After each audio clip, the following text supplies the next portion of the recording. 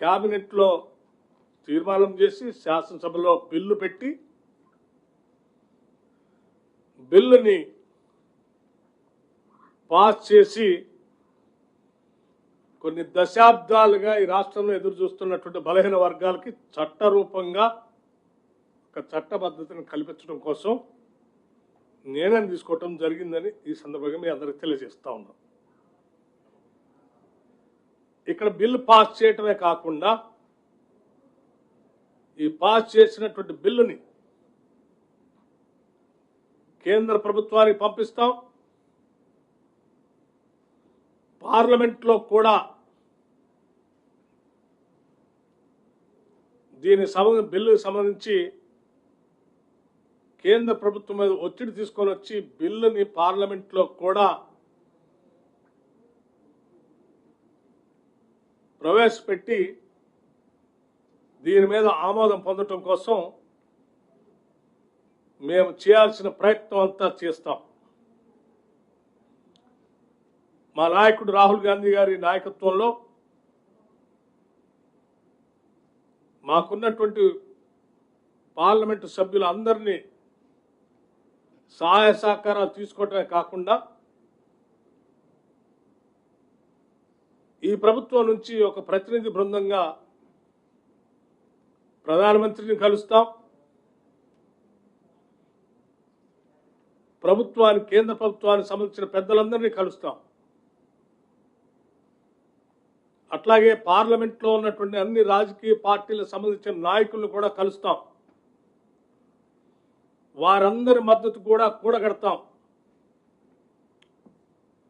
వారందరి సహకారంతో పార్లమెంట్లో కూడా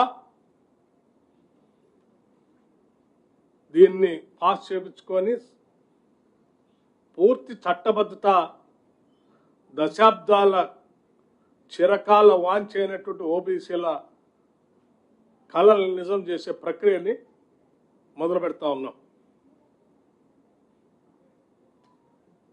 ఇటు శాసనసభలో మార్చి మొదటి వారంలో మేము ప్రవేశపెట్టినప్పుడు శాసనసభలో ఉన్నటువంటి రాజకీయ పార్టీలన్నీ కూడా వారికి కూడా విజ్ఞప్తి చేస్తాం. అక్కడి నుంచే బిల్ పాస్ చేసే ప్రక్రియ నుంచే ఏకగ్రీవంగా బిల్ పాస్ చేయటమే కాదు, కేంద్రంలో కూడా అవసరమైతే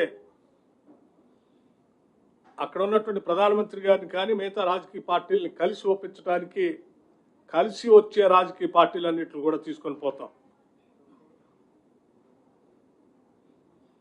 అంతిమంగా మా అందరి ఆలోచన రాష్ట్ర ముఖ్యమంత్రి రేవంత్ రెడ్డి గారి నాయకత్వంలో ఈ కేబినెట్ యొక్క ఆలోచన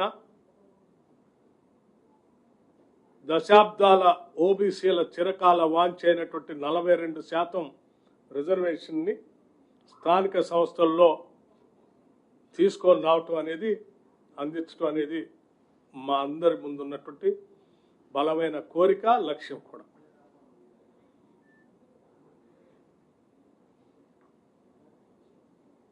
ఈ చేసే ప్రక్రియలో ఇప్పటి వరకు మాతో సహకరించినటువంటి వాళ్ళకు ధన్యవాదాలు చెప్తూనే ఓబీసీల లక్ష్య సాధనలో ఈ ప్రభుత్వం చేస్తున్నటువంటి ప్రయత్నాన్ని, అడుగుల్ని మద్దతిస్తూ ఓబీసీల కోసం సహకరిస్తున్నటువంటి వారికి ధన్యవాదాలు కూడా తెలియజేస్తున్నాం. అట్లాగే ఓబీసీల లక్ష్యాల్ని, వాళ్ళ కోరికను నీరుగార్చడం కోసం రాజకీయ పరంగా కుట్రపూరితంగా ఎవరైనా వాళ్ళకి మేలు జరగకూడదనేటువంటి ఆలోచన చేసేటువంటి వాళ్ళకు కూడా మేము స్పష్టంగా చెప్తా ఉన్నాం. సమాజంలో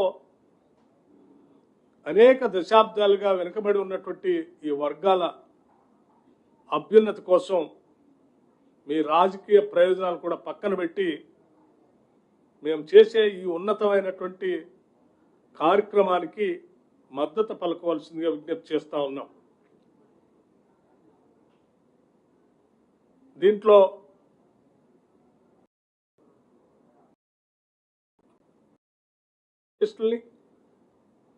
మేధావుల్ని అట్లాగే ఈ వర్గాల ప్రయోజనాలు కాక్షించేటువంటి ప్రగతిశీల భావాలు కలిగినటువంటి వాళ్ళందరినీ కూడా కలిసి రావాల్సిందిగా,